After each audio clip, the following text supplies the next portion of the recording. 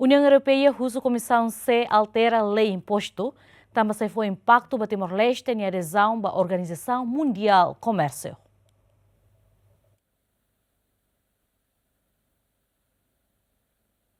União Europeia e International Trade Center, russo a Comissão C e o Parlamento Nacional, deve tratar assunto finanças públicas,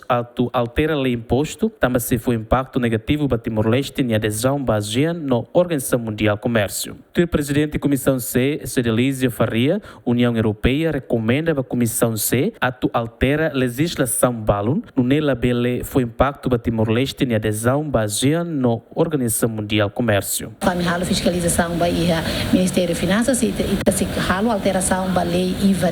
lei imposto, lei tributária, bem maca governo se lore mais precisa halo o seminário para halo preparação para ir lei externa mais também tá bom se na ter depois e tá mais a WTO Organização Mundial Comércio e tá totamos ba Ásia e tá se ia impacto ba itania imposto se na bem maca balo bela aumenta balo bela hatung balo bela halo zero então ita precisa rona informação husi nação Ásia se seluk bem maka